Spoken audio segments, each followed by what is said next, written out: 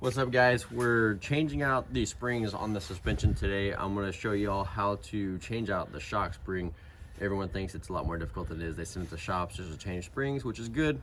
Supporting shops helps the community and everything with motocross, but save some money, do it yourself. It's easier than you think. So all bikes are different on how you get the spring off, but get the whole shock off the bike. So for the Kawasaki, you got the bolt that holds the shock here, bolt that holds the shock down here. You take those bolts out, then literally just pull it out. You're gonna have to pull the muffler off. I already did this, and then I decided, hey, I'm gonna make a YouTube video, so then I just kind of slipped it back in there. So get you a table or something, a tailgate that works, something you can work with. You're gonna loosen these lock rings all the way to the top, so that way your shock has the most amount of room to move here. Then you turn it upside down, and you got this collar here, and this collar has this gap here. So what you're gonna do, you're gonna grab this, you're gonna pull this down.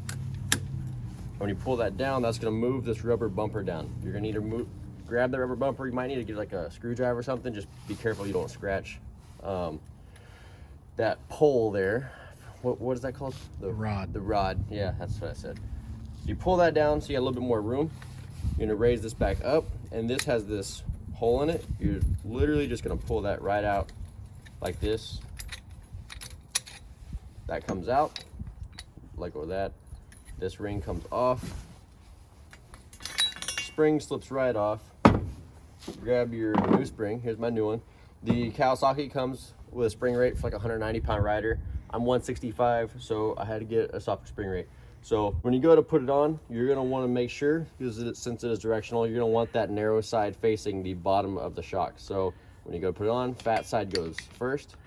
So that way the narrow side is down. That's gonna allow this to seat in your lock rings here. And then you just do the process in reverse. So you're gonna get this. It has this collar here. You want that collar facing into the shock.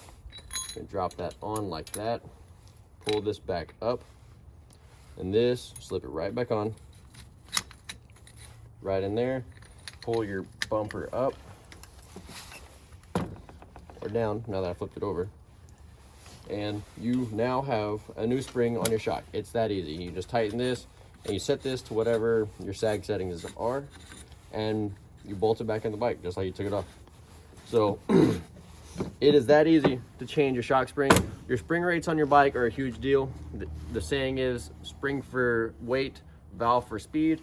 If your spring rate's not set right for you, your bike's never gonna handle right. So once you get that set up right, you're gonna be able to ride better, smoother, faster, more controlled, more consistent, and it's just gonna be safer for you. You're just gonna be able to have more fun on your bike. So I see people all the time, they buy exhaust, they mod their bikes, and then their suspension's not even set up for them.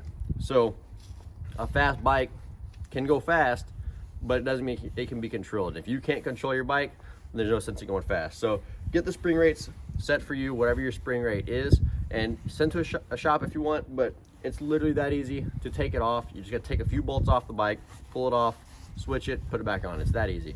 So do it yourself. If y'all wanna see some more how-to videos on how to work on the bike, leave a comment, let me know what y'all think, but like, share this video, tell your friends, please subscribe. We're trying to grow the channel. I'll see you guys on the next ones. Peace.